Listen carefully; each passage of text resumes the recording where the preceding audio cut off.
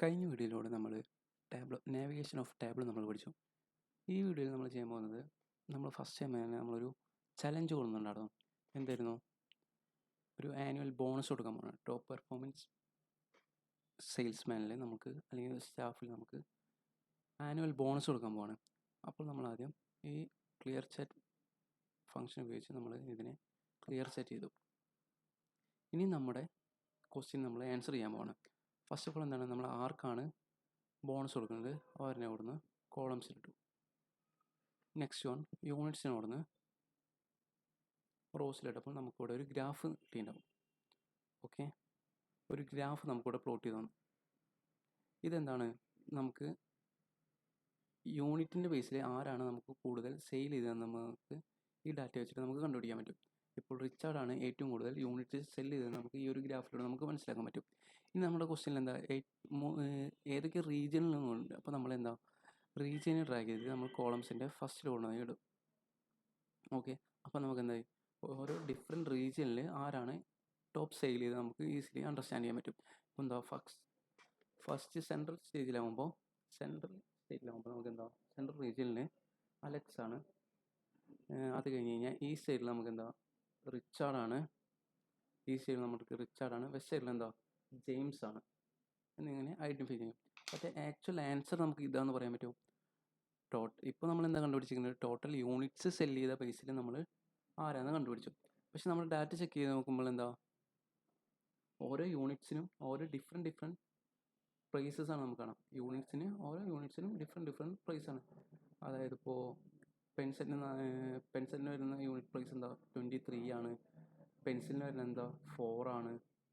ഡെസ്കിന് വരുന്നത് എന്താ 275 ആണ്.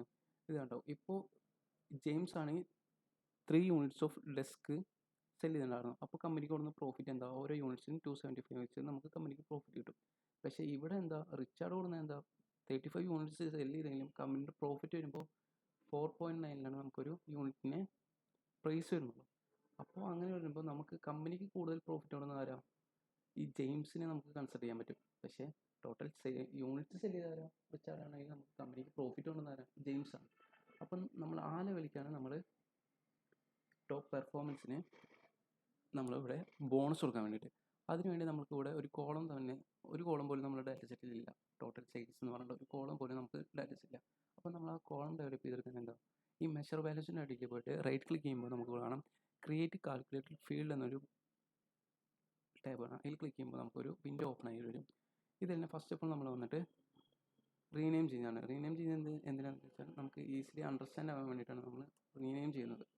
ഓക്കെ, റീനെയിം ചെയ്തിട്ട് നമ്മളിവിടെ വന്ന് ക്ലിക്ക് ചെയ്യുമ്പോൾ നമുക്ക് എന്തിനൊക്കെ ബേസിൽ നമുക്ക് ടോട്ടൽ സെയിൽസ് എടുക്കാൻ പറ്റും.